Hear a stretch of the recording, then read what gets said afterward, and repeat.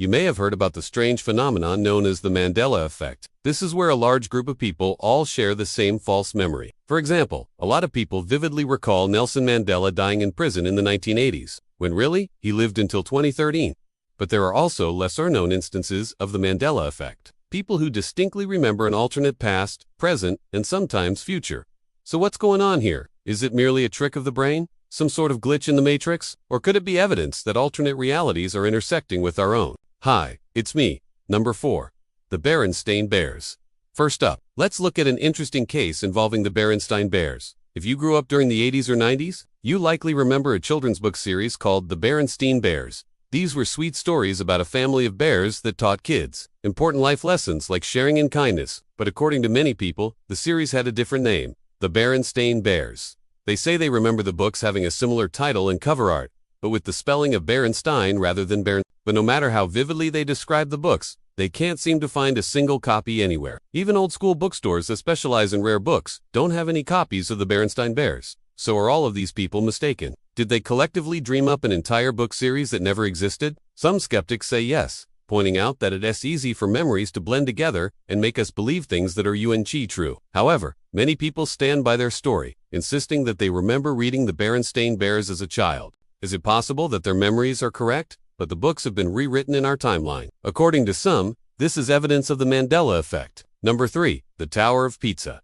When people talk about the Mandela Effect, they often bring up the instance of the Oscar Mayer logo. Many remember it having a smiley face on it, but when they go looking, it never has. Now, this particular example is commonly used to show that shared false memories are real. After all, it would be hard for everyone to agree on what a logo looks like if it didn't exist. But there's another food-related instance of the Mandela Effect that's just as puzzling. It has to do with the famous Chicago restaurant called Lou Malnati's. The eatery was founded in 1971 and has since become one of the most popular pizza places in the United States. To anyone who's never heard of Lou Malnati's, it might sound like a small chain, but in the Midwest, especially in Illinois, people travel from other states just to eat at this restaurant. Their pizzas are covered in house-made toppings and are famous for their decadent deep dish. Although as far as anyone knows, Lou Malnati's has always been a pizzeria. A lot of people swear it used to be called the Tower of Pizza.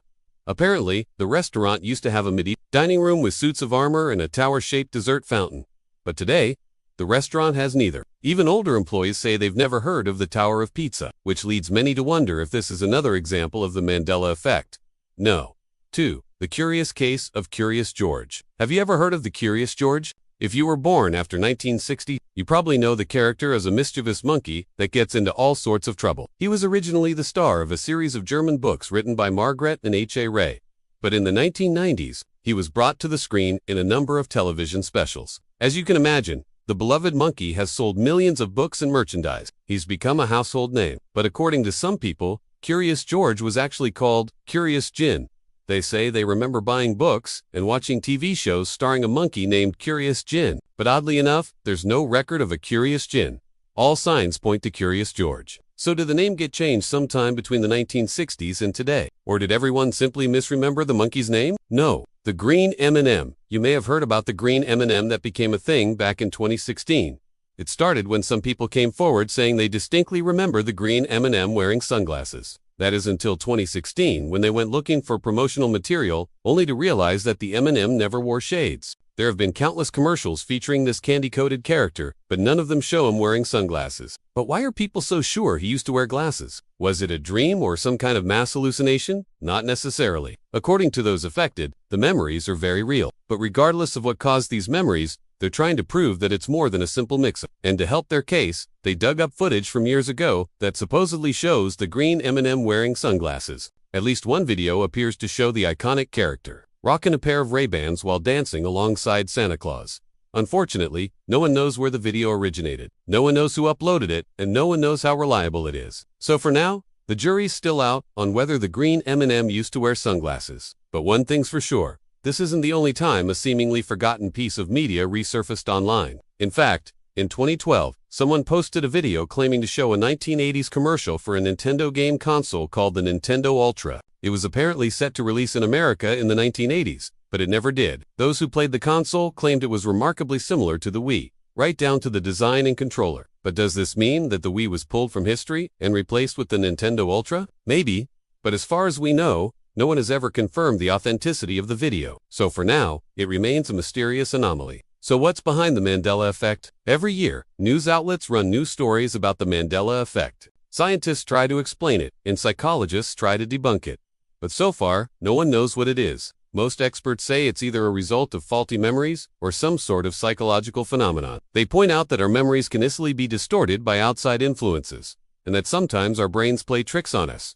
But others disagree. They say that these cases are too numerous and too detailed to be explained by faulty memories. Now, before long, you might be able to add your own voice to the debate. Researchers from the University of British Columbia are currently working on a project that aims to catalog instances of the Mandela Effect. They hope that by studying more cases of shared false memories, they'll be able to determine what's really happening. And some experts believe that the answer lies in quantum physics. According to some, we live in what's known as a quantum foam. This means that every moment our universe is creating and destroying tiny particles, not to mention new universes. It's theorized that these parallel universes are slightly different versions of our own. Sometimes they look almost identical, while at other times they diverge wildly from our own reality. According to this theory, the Mandela Effect happens when parts of these alternate universes bleed through into our own. When this happens, we catch a glimpse of a world that's just slightly off. We see a character with a different name, a building with a slightly altered appearance, or a line of dialogue that doesn't quite match up. Because these glimpses happen on a subatomic level,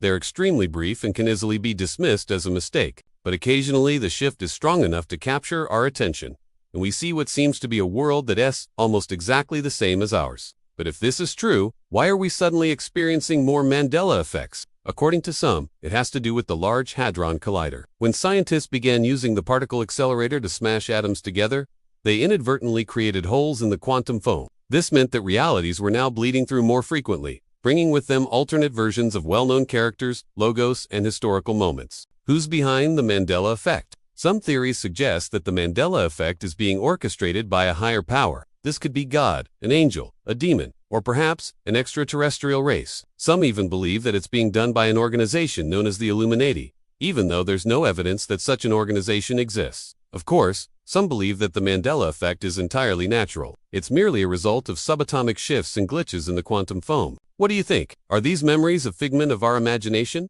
or do they prove that alternate universes are colliding with ours? Let me know in the comments below, and don't forget to subscribe. Thanks for watching. See you next time.